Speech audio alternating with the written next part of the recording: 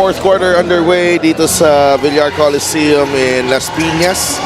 So glad you can join us late into this Saturday night.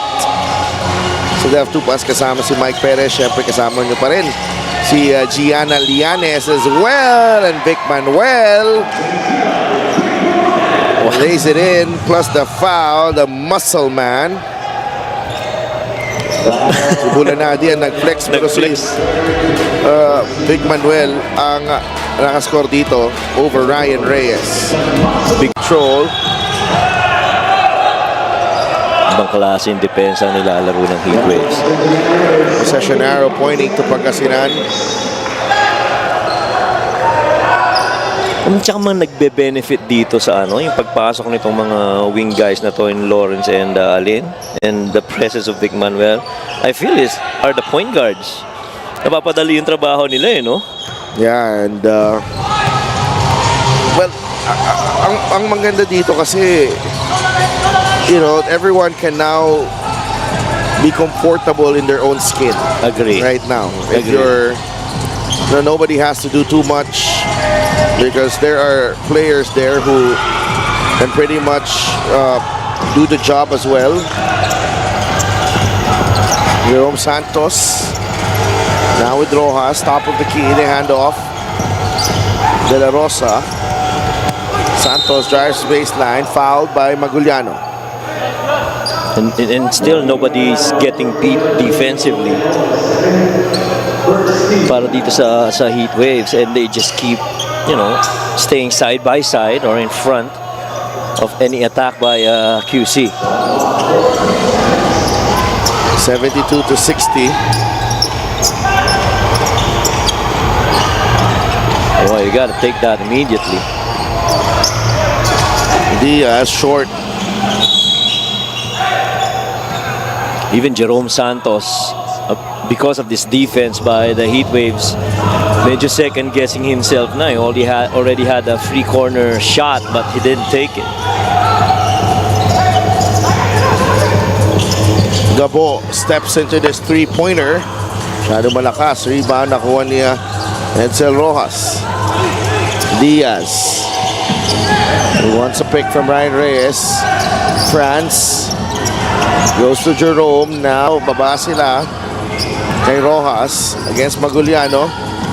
The kick out. Santos for three. Yes, sir! And again, babalikan mo na yun lang ang shot na available para sa QC talaga, yung tira sa labas. Only guys like Vic Manuel are forced to do drop coverage and try to protect the paint. Then we got a foul right there on that drive by Vic Manuel.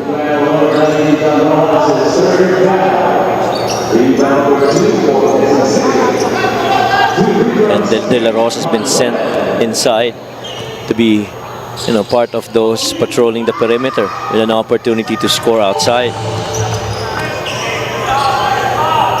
Back to 10 ng lamang dito ng Pangasinan. 2 minutes gone by in the fourth quarter. Free throw of the game is brought to you by Extreme Appliances, sa subok at kompletong appliances brand ng Pilipinas. Onto his right shoulder. Oh, I don't think he can raise it.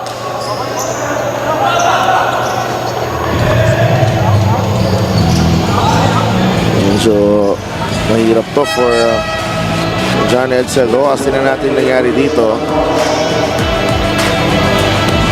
Wow, immediately after, he went up for that rebound against JP Maguliano. Ay, masakit yan sa shoulder. Yeah. Oh my. And the fact that he's still on that position. Yeah, pinapaboran niya. Oo, pinapaboran eh. Can't even raise it up. Yeah. Might have to. Needs to be replaced. Has to leave the game. The medics now coming in.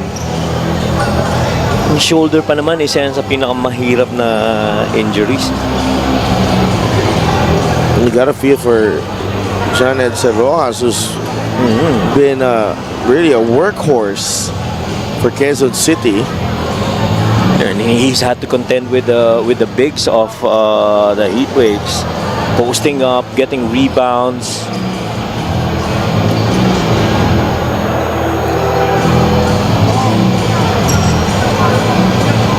Still in there. Hindi talaga kaya. Upuan na niya. Oo. Hindi kaya. Oh my. Hope it's okay. Parang tinuturo niya sa likod no? It's all connected. Oh yeah, that's part of the connection to sa shoulder.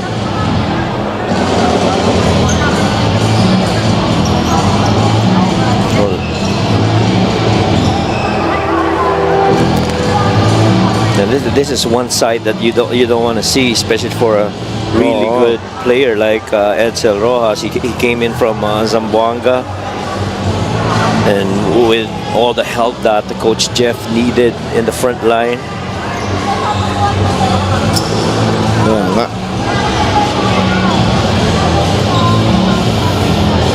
It's been a while since. It has to be helped off the court, really, because we have the game to continue as well. Ito pati yung PT na yata or yung strength and conditioning ng Pangasinan helping out. No, and you do hope that he's having a difficult time here. He's gonna. Oh man. Oh yeah. This looks very serious here.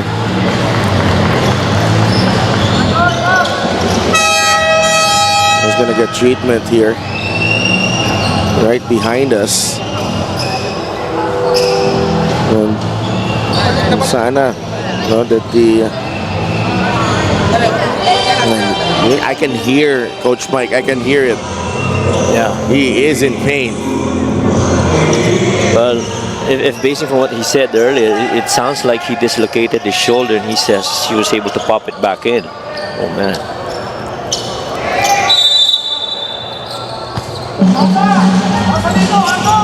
Grabe yung kasama ko dito na floor director. Napasagad ang cellphone. Ano ka agad eh. Cover niya kaagad eh. In the meantime, Maguliano, ang ganda ng pagkaka-feed na yon underneath. And this is where you will feel, the need for an Edsel Rojas on the floor, especially as this defense gets tightened up. For Tanilla. And you know what? It's sad because they were already reeling, and then they get shaken off by this incident with John Edsel Rojas' injury. The fast break of the game is brought to you by Extreme Cool Air Conditioners. Ang Extreme Magpalamig. Free installation for split-type air conditioners. Fontanilla with a finish, and the lead is up to 16. We'll be right back.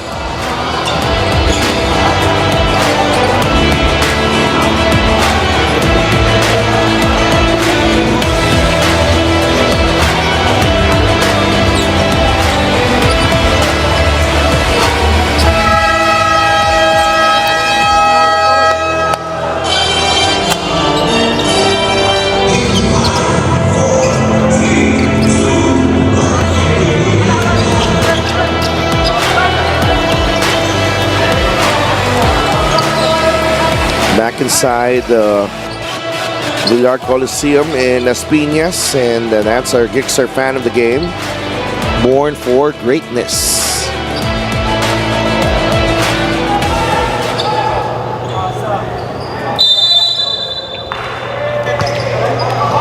The pressure here from Pangasinan. Ryan Reyes able to get it across para sa Quezon City. Trailing by 16 now. This was a tied game at the break. Ibanez drives right. De La Rosa on the kick out. Got it. There you go. One of the elite shooters of Quezon City in the Ray De La Rosa. He pretty much leads the team in that department outside. Hesed. Nagay kay Vic Manuel.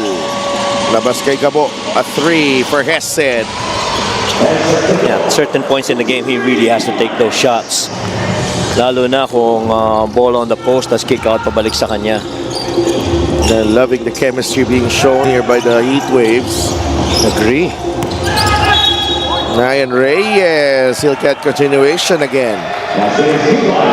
Ryan Reyes just keeps on competing for Quezon City, and that's what you love about the guy.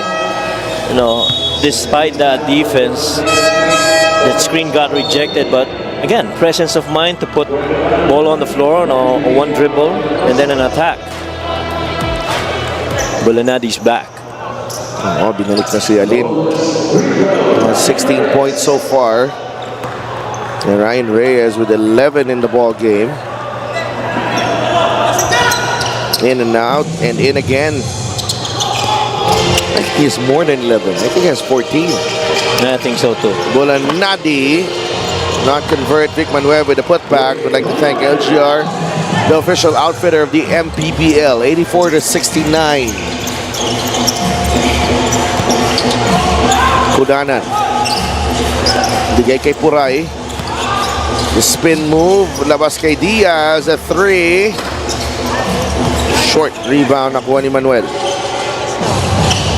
Gabo ahead. Oh, wow. Maguliano. That's an offensive foul. No, it's an offensive foul. The naked eye shirt looked like he warded off with the left hand. Are they challenging this? Yes. Yeah.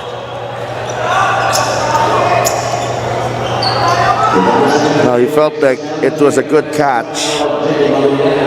And Maguliano had every right, you know, to ward off a little bit. Pero tingnan natin anong resulta ng challenge na ito. Magbabalik kami.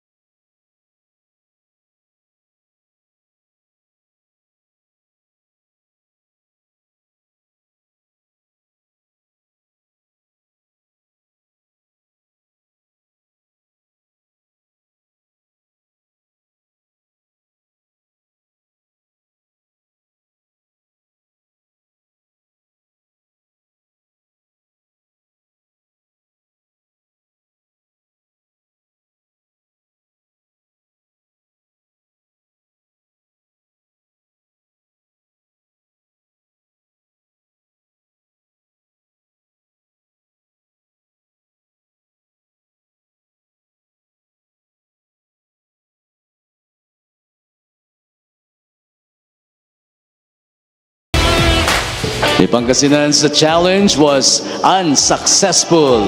Offensive foul on JP Maguliano is fourth.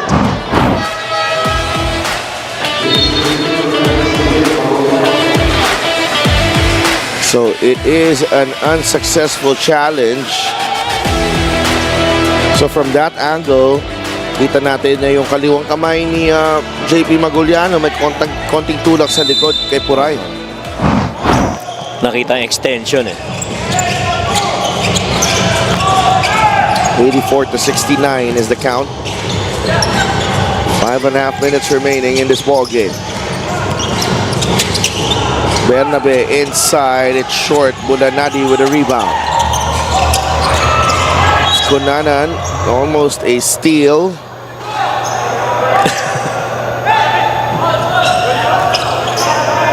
Tinamaan yung table ng ating mga stats guys sa kabila. They'll be fine. Sanay na yan. Sanay yan. Oo, sanay na. Gabo. Manuel will launch the 3. Tolentino will not convert on the putback. Here comes Puray. Ibanez. Tolentino able to stay in front. Kunana now. JK. The extra pass. Nino Ibanez stepped on the line. Nakaturo pa si Exed Gabo dun sa sa part ng floor kung saan nag-step outside si Nino Ibanez. Let's get an update from Gianna Llanes. The QC Gallery's Taipan were obviously shaken up with the injury of their teammate Edsel Rojas, but Coach Jeff had to get his team back to their focus. Admittedly, a huge part of their game plan did involve Edsel, but now is QC's chance now to show professionalism with their ability to adjust. In Coach Jeff's words, we are in the opposite side of the run now. Nawala sa atin ang momentum, but we still have so much time. Actually, while Edsel was on court in pain, all he could think about was not letting his teammates down. So now QC wants to finish strong for his efforts. Back to you guys. Maraming salamat, G, and all. It's good insight there kung anong nangyayari sa bench ng Quezon City. And I mean, this team, ang ganda lang din nasamahan ng team na to, Coach Mike, you know, led by Coach Jeff. Really there for each other. Knowing Coach Jeff, he always, apart from the systems and the philosophies of play para dito sa QC, he brings in a lot of positivity. These guys are very young players that would need mentors in the game, and that happens to be Coach Jeff. Boray in and out on the three. And they want to finish strong for Edsel Rojas, who's been a great addition to their team this season. Inside, Robin could not convert on the layup. He'll get 2 free throws. And Ralph Robin, pretty much one of the left-handed scorers for Coach Gerson. And it is going to be very scary once these guys start blending in with Bolanadi and even Lawrence Victoria. But you know what? Every game, though, presents a different challenge. And the special deal from OneXBet, scan the QR code and claim your special offer. And to me, I think if you're really going for that kumbaga ideal na scenario kung saan everybody's clicking, everybody's it's very difficult to get to that level, Coach Mike. Yeah. But what I like about this is that sa kanila now, I mean, if the others are not clicking now, alam mo na may iba pa. May iba pang pwedeng kumuha, no? Someone can take the cudgels as well. Robin for 3, side of the board. Grabe, intensity sa ilalim. And right now the heat waves are having fun on both ends. Understanding, mas malinaw na kasi yung roles no? And to your point, iba-ibang mga players na nag-join, as we see Mike Mabulang making that shot attempt. It's so much fun when the load is lighter. And you're carrying the load together. Agree. So ngayon nga yung nangyayari dito sa Pangasinan. They've pulled away here. Bernabe sa ilalim. And he gets that one to drop. Kasi nagkaroon ng mga instances when I remember that Abra game that we covered in Abra. Well, a lot rested on the shoulders of Vic Manuel. Everybody was thinking that we have Vic and he's gonna lead us, but new additions, different guys, and understanding roles, mga aces in their places, eventually in games, would help out a lot in the development of the heat waves and the togetherness nitong mga players. Mas magaan talaga pagka sharing ng load, no?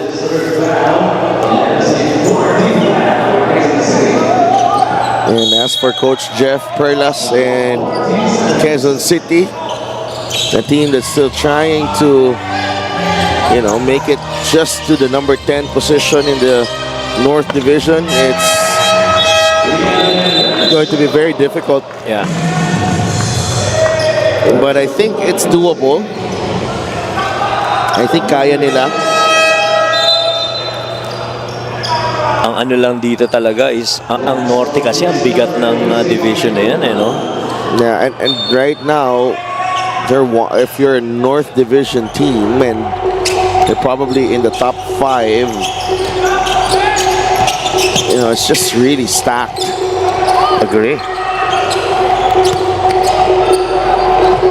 Tsaka yung pag-gel ng mga team.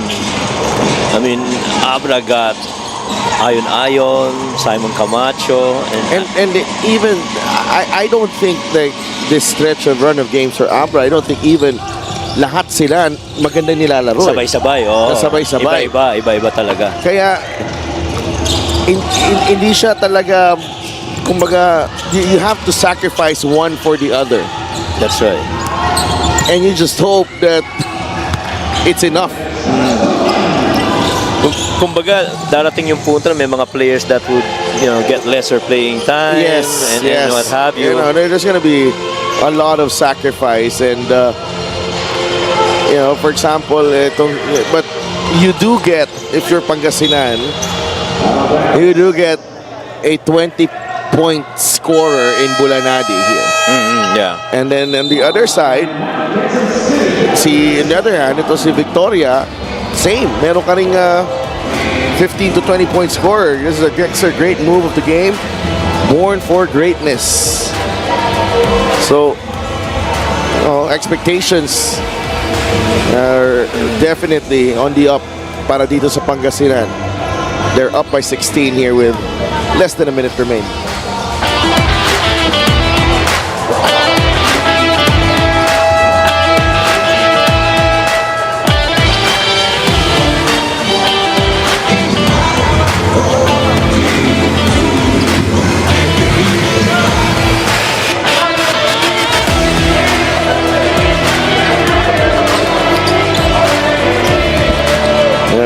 Fan of the game is brought to you by LGR, the official outfitter of the Mpbl. Kasama ba nila yun? Yeah, mukhang may date eh. Lervin Flores there. Akala ko, alam mo sa the way they were celebrating, akala ko luluhod eh. Oo nga. Oh, wow. That's our good friend Val right there. The best. Oh, yes. The greatest and the one and only. The GOAT. The GOAT. The GOAT of Mpbl production.